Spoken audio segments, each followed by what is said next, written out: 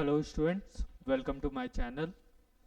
आज हम मैथमेटिक्स के एनसीईआरटी के 9.1 जो कि चैप्टर है हाइट एंड डिस्टेंस, ऊंचाई और दूरी, उसके क्वेश्चंस को सॉल्व करेंगे। और इस आज के वीडियो में हम लोग जो है वह question number 1, question number 2, question number 3, question number 4 और क्वेश्चन नंबर 5 को सॉल्व करेंगे। तो चलिए वीडियो आगे करते हैं और सॉल्यूशन स्टार्ट करते हैं। तो हमारा जो पहला क्वेश्चन है, वो पहला क्वेश्चन हमारा क्या है? पहला क्वेश्चन है, अ circus artist is climbing a 20-meter long rope which is tightly stretched and tied from the top of a vertical pole to the ground. Find the height of the pole if the angle made by the rope with the ground level is 30 degree. कहने का मतलब क्या है कि एक पोल है A B, एक पोल है और इस पोल से एक रस्सी बंधा हुआ है ग्राउंड के साथ सी पॉइंट पे, और ये रस्सी जो है वह पूरे टाइटली बंधा हुआ है और इस रस्सी का जो लंबाई है वो दिया हुआ है 20 मीटर। ठीक है, और ये ग्राउंड के साथ जो एंगल बना रहा है वो एंगल बना रहा है 30 डिग्री, 30 डिग्री। ओके, ठीक है। तो कहने का मतलब क्या है कि एसी एक रस्सी है जो पोल एबी के साथ बंधा हुआ है और इस रस्सी की लंबाई है 20 मीटर। इस पर एक सर्कस आर्टिस्ट चढ़ रहा है और ये ग्राउंड के साथ, ये रस्सी जो है वो ग्राउंड के साथ 30 डिग्री का एंगल बना रहा है और हम लोग को एबी की लंबाई यानी कि पोल की लंबाई निकालना है। ठीक है, तो हम लोग जानते हैं क्या कि ये 90 डिग्री एंगल होता है, 90 डिग्री एंगल होता है और एंगल के सामने वाला जो, ये एक राइट ट्रायंगल एंगल है और एंगल के सामने वाला जो साइड होता है उसको हम लोग बोलते हैं परपेंडिकुलर, और 90 डिग्री के सामने वाला जो एंगल होता है उसको हम लोग बोलते हैं हाइपोटेनियस। ठीक है, और हम लोग जानते क्या है कि साइन थीटा इक्वल टू होता है P by H. Sine theta equal to P by H. तो यहां पर थीटा का जो वैल्यू दिया हुआ है वो कितना दिया हुआ है? 30 डिग्री दिया हुआ है, मतलब sine 30 degree equal to P by H. और यहां पर P हमारा क्या है? AB है और H क्या है? AC है। हम लोग जानते हैं साइन 30 डिग्री का वैल्यू कितना होता है? 1/2, और AB का वैल्यू, हम लोग को AB का वैल्यू निकालना है इसलिए AB को एज इट इज रहने देंगे, और AC का वैल्यू हम लोग को दिया हुआ है 20 मीटर, तो हम लोग यहाँ पर 20 मीटर लिख दिए। अब यहाँ पर हम लोग क्या करेंगे? क्रॉस मल्टीप्लीकेशन करेंगे तो क्या हो जाएगा? 2AB इक्वल टू 20 मीटर, और अगर हम AB का वैल्यू यहां से निकालते हैं तो AB इक्वल टू क्या हो जाएगा? 20 मीटर बाई 2। अब 2 से ये 10 बार में कट जाएगा तो बराबर 10 मीटर। तो यहां पर हम लोग लिख देंगे hence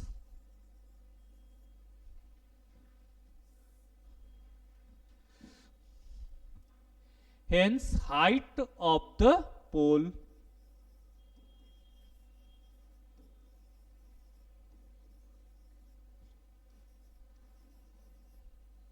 is 10 मीटर।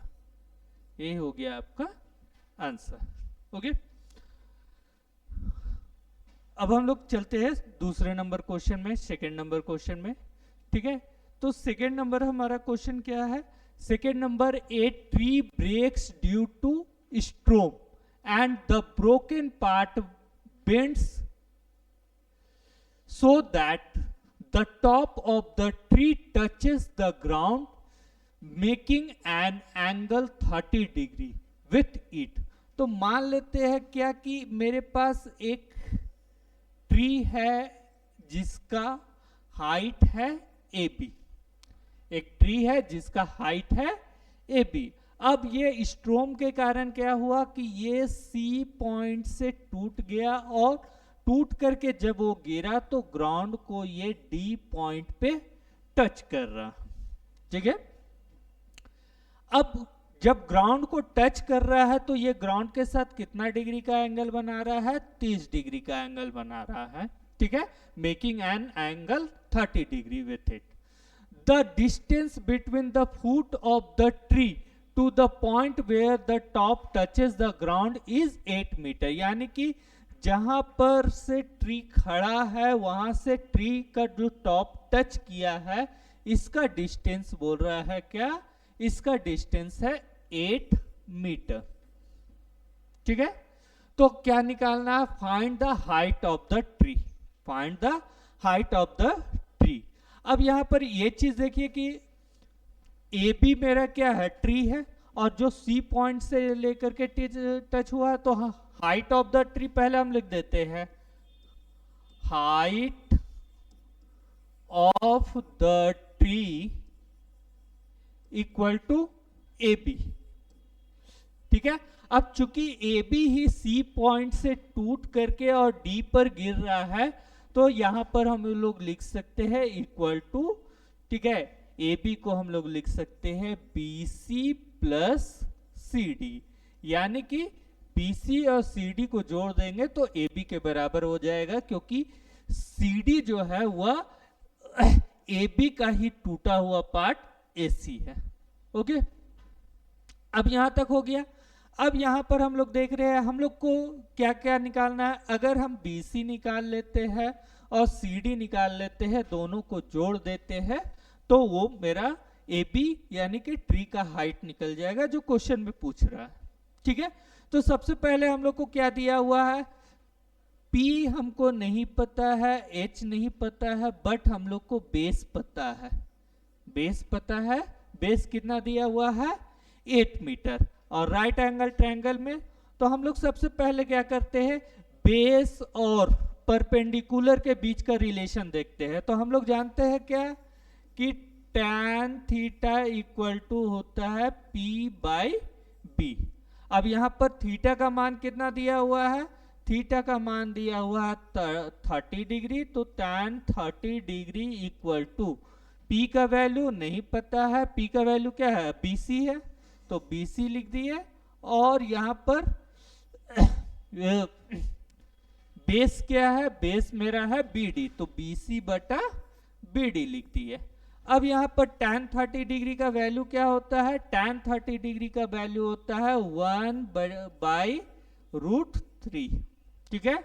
अब इक्वल टू BC का वैल्यू हमको नहीं पता है, तो BC लिख दिए, बटा BD का वैल्यू पता है, तो BD इक्वल टू 8 मीटर। यहां से अगर हम सॉल्व करेंगे और BC का वैल्यू निकालेंगे, तो BC का वैल्यू निकल जाएगा BC equal to 8 metre by √3। चलिए इसको यहां पर हम रहने देते हैं। अब हम लोग देखते हैं बेस और हाइट के बीच में रिलेशन देखते हैं, बेस और हाइट के बीच में रिलेशन देखते हैं। तो बेस और हाइट के बीच में रिलेशन क्या होता है, हम लोग जानते हैं cos थीटा इक्वल टू होता है B by H, cos theta equal to B by H. Theta का वैल्यू कितना है, 30 डिग्री, तो cos 30 degree equal to B यानी कि BD बटा H यानी कि CD। वैल्यू पुट करते हैं, cos 30 डिग्री का वैल्यू कितना होता है, √3/2 इक्वल टू BD का वैल्यू कितना दिया हुआ है, 8 मीटर दिया हुआ है, और बटा CD का वैल्यू नहीं पता है, तो CD को ऐसे ही लिख दिया। अब यहां से हम CD का वैल्यू निकालेंगे, तो CD इक्वल टू क्या हो जाएगा, 2 इंटू 8 मीटर क्रॉस मल्टीप्लिकेशन से, और बटा में √3 आ जाएगा, यानी कि कितना हो जाएगा 16 मीटर बाई √3, ठीक है। अब हम लोग यहां पर पहले ही निकाल लेते क्या, AB equal to BC plus CD, तो यही से हम लोग सॉल्व करते हैं। AB equal to BC plus CD। अब BC का वैल्यू मेरा कितना निकला है, BC का वैल्यू निकला है 8 मीटर बाई √3, तो 8/√3 मीटर प्लस सी डी का वैल्यू मेरा कितना निकला है 16/√3 मीटर, 16/√3 मीटर।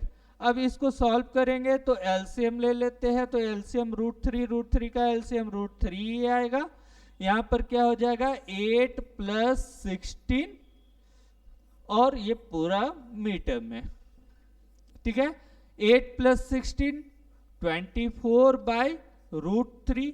अब हम लोग जानते हैं कि बटा में हम लोग रूट का वैल्यू को बटा में नहीं रखते हैं, डिनोमिनेटर में हम लोग रूट का वैल्यू नहीं रखते हैं, तो इसलिए हम लोग इसको क्या करेंगे रेशनलाइज करेंगे। तो रेशनलाइज करने के लिए ऊपर नीचे हम लोग क्या करेंगे √3 से मल्टीप्लाई करते हैं।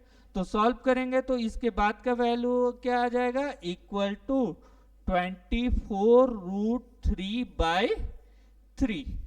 तो 3 8 जा 24 इक्वल टू 8√3 मीटर। तो हम लोग यहां पर लिख देंगे hence height of the tree equal to, hence height of the tree equal to 8√3 metre. Okay, यही हो गया इसका answer. Okay, now next question के लिए हम लोग नेक्स्ट पेज में चलते हैं। Question number 3। तो क्वेश्चन नंबर 3 क्या है, a contractor plans to install 2 slides for the children to play in park. तो मान लेते हैं 2 स्लाइड लगाना है। एक स्लाइड जो है वह मान लेते हैं ए बी है और दूसरा स्लाइड जो है वह क्या है पी क्यू है, ठीक है। ए बी जो स्लाइड लगना है वो स्लाइड लगना है वो 5 साल से कम के बच्चों के लिए लगना है और 5 साल से अधिक के बच्चों के लिए पी क्यू स्लाइड लगना है।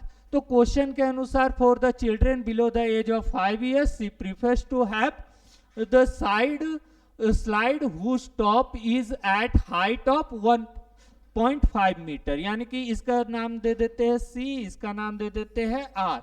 बच्चों के लिए जो स्लाइड लगना है वो कितने पर है 1.5 मीटर पर लगना है।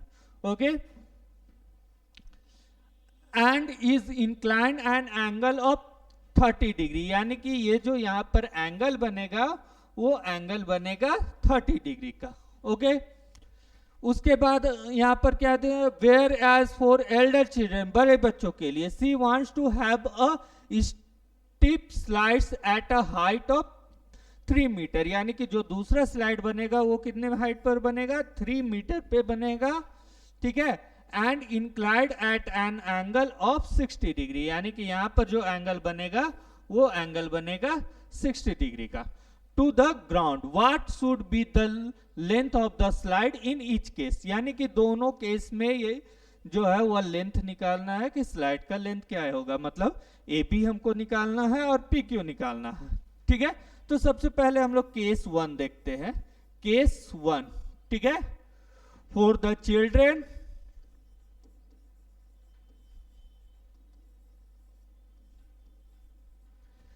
बिलो 5 years,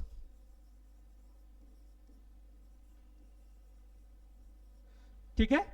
तो यहां पर हमको क्या दिया हुआ है, अगर हम ये देखें ये थीटा है तो ये पी हो गया और ये क्या हो गया एच हो गया, यानी AC मेरा परपेंडिकुलर है और AB जो है वो हाइपोटेनियस है।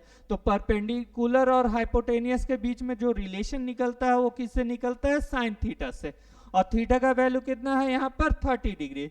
तो यहाँ पर हम लोग लिखेंगे sine 30 degree equal to AC बटा AB, AC बटा AB। अब हम लोग जानते हैं क्या साइन 30 डिग्री का वैल्यू कितना होता है 1/2 होता है, इक्वल टू AC का वैल्यू कितना दिया हुआ है 1.5 मीटर दिया हुआ है और AB का वैल्यू हम लोग को नहीं पता है, तो AB। अब यहां से सॉल्व करके अगर हम AB का वैल्यू निकालते हैं तो AB इक्वल टू क्या हो जाएगा 1.5 मीटर, यानी कि मल्टीप्लाई करेंगे तो 3 मीटर। ये पहले केस में हो गया। ओके, अब हम लोग सेकेंड केस देखते हैं। सेकेंड केस देखते हैं, पहले केस में क्या हो गया 3 मीटर आया, सेकेंड केस में देते हैं case 2। 4 elder children, 4 elder children। ठीक है, तो यहां पर भी मेरा क्या दिया हुआ, हाइट दिया हुआ है 3 मीटर और हमको पी क्यू निकालना है जो कि हाइपोटेनियस है, और पी आर परपेंडिकुलर मेरा दिया हुआ है, और थीटा का वैल्यू कितना दिया हुआ है 60 डिग्री। तो यहाँ पर भी साइन 60 डिग्री से निकालेंगे, तो यहाँ पर क्या हो जाएगा sine 60 degree equal to P R बटा पी क्यू, पी आर बटा पी क्यू। तो साइन 60 डिग्री का वैल्यू हम लोग जानते हैं कितना होता है √3/2 इक्वल टू पी आर का वैल्यू दिया हुआ है 3 मीटर और पी क्यू का वैल्यू कितना दिया हुआ है, पी क्यू का वैल्यू हम लोग को निकालना है। तो यहाँ पर से अगर हम देखेंगे पी क्यू का वैल्यू निकालेंगे तो पी क्यू इक्वल टू क्या हो जाएगा 2 × 3 मीटर बटा √3 इक्वल टू 6/√3। अब यहाँ पर 6/√3 मीटर आया। अब हम लोग बटा में पहले भी डिस्कस किया है कि बटा में हम लोग रूट का वैल्यू नहीं रखते हैं, तो हम क्या करेंगे इसको रेशनलाइज करेंगे। तो रेशनलाइज करने के लिए क्या करेंगे, ऊपर नीचे हम लोग √3 से डिवाइड करेंगे, ऊपर नीचे √3 से मल्टीप्लाई करेंगे, तो मेरा वैल्यू जो आएगा वो क्या आ जाएगा 6√3/3। अब 2 बार में ये कट गया 6, तो यहां पर क्या आ गया 2√3 मीटर। ओके, तो हम लोग नीचे में लिख देंगे hence length of slides are, hence length of slides are 3 metre and 2√3 meter।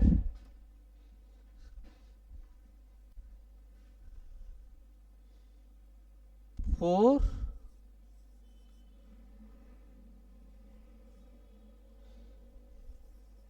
each case, for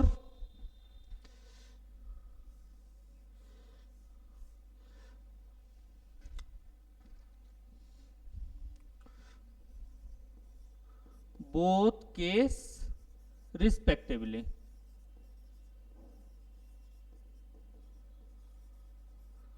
okay, अब हम लोग देखते हैं क्वेश्चन नंबर 4। तो क्वेश्चन नंबर 4 हम लोग नेक्स्ट पेज में देखते हैं। क्वेश्चन नंबर 4 क्या है मेरा, the angle of elevation of the top of A tower from a point on the ground which is 30 meter away from the foot of the tower is 30 degree, find the height of the tower। तो मान लेते हैं height of the tower मेरा क्या है A B मेरा tower है, ठीक है, और ये एक एलिवेशन एंगल बना रहा है 30 डिग्री का ग्राउंड से, ठीक है, ग्राउंड से मान लेते हैं सी पॉइंट से जो एंगल बन रहा है ए बी के लिए वो बन रहा है 30 डिग्री, और ये सी पॉइंट जो है वो बी से कितने मीटर की दूरी पे है 30 मीटर की दूरी पे है। तो हम लोग को क्या निकालना है, ठीक है यहाँ पर the angle of elevation of the top of a tower from a point on the ground which is 30 metre away from the foot of the tower is 30 degree, find the height of the tower. यानी कि हम लोग को एवी का value निकालना है, यानी कि देखिए हमको परपेंडिकुलर निकालना है और बेस दिया हुआ है, तो परपेंडिकुलर और बेस के बीच में जो रिलेशन होता है वो रिलेशन किससे निकलता है tan थीटा से।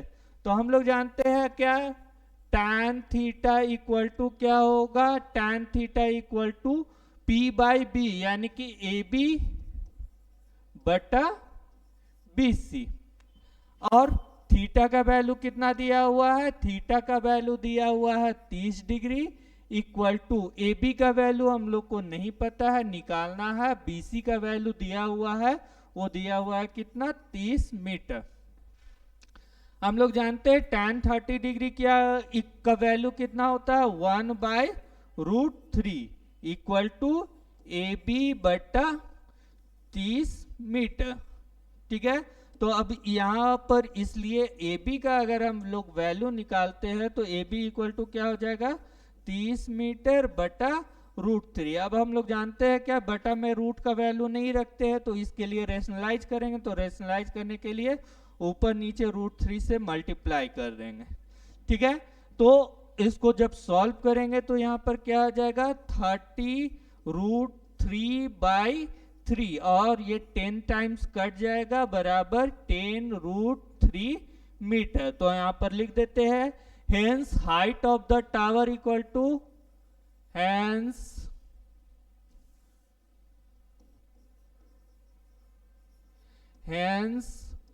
height of the tower equal to 10√3 metre. यह हो गया आपका आंसर। ओके, अब क्वेश्चन नंबर 5 देखते हैं। तो क्वेश्चन नंबर 5 के लिए हम लोग नेक्स्ट पेज में चलते हैं। क्वेश्चन नंबर 5 क्या है, a kite is flying at a height of 60 metre. ठीक है, तो मान लेते हैं पॉइंट ए पर, ये मान लेते हैं कि ये इसका नाम दे देते हैं बी, इसका नाम दे देते हैं ए, इसका नाम दे देते हैं सी। ठीक है, तो मान लेते हैं ए पॉइंट पे मेरा जो है वह काइट पतंग जो है वह ए पॉइंट पे उड़ रहा है। तो जमीन से इसकी हाइट कितनी दी हुई है 60 मीटर। तो यहां पर हम लिख दिए 60 मीटर। अब उसके बाद क्या बोल रहा है, the string attach to the kite is temporally tied to a point on the ground. तो मान लेते हैं कि स्ट्रिंग को जो टाइट किया गया है एक ग्राउंड के किसी पॉइंट से, वो पॉइंट का नाम क्या है सी है। ठीक है, the inclination of the string with the ground is 60 degree. तो ये जब एंगल बना रहा है तो ये क्या बना रहा है 60 डिग्री बना रहा है। ठीक है, find the length of the string, यानी कि एसी की लंबाई निकालना है, ये मानते हुए कि एसी जो है वो पूरा स्ट्रेट है, उसमें कुछ भी स्लैक नहीं है, वो एंगल झुका हुआ नहीं है, पूरा स्ट्रेट है। तो यानी कि हम लोग को क्या दिया हुआ है, यहाँ पर देख रहे हैं हम लोग को क्या दिया हुआ है, परपेंडिकुलर दिया हुआ है और हाइपोटेनियस निकालना है। तो परपेंडिकुलर और हाइपोटेनियस के बीच में रिलेशन किससे निकलता है, निकलता है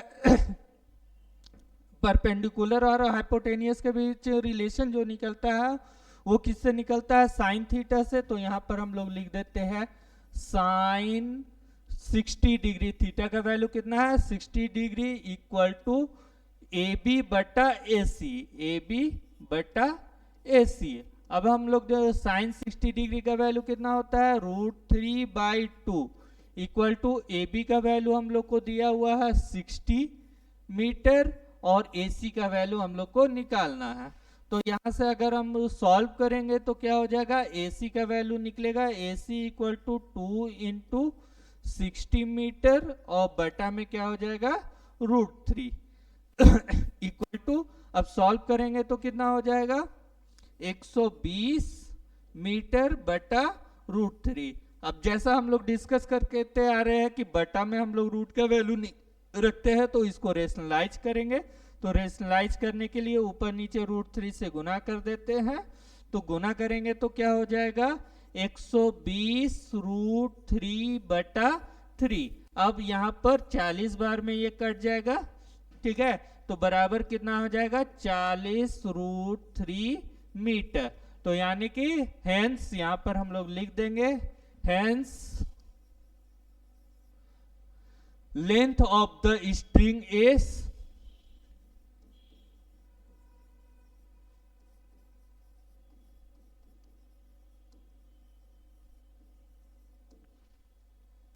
40 √3 मीटर आंसर। ठीक है, उम्मीद है आपको ये समझ में आया होगा। बाकी के क्वेश्चंस जो है वह हम लोग नेक्स्ट वीडियो में सॉल्व करेंगे। तब तक के लिए धन्यवाद।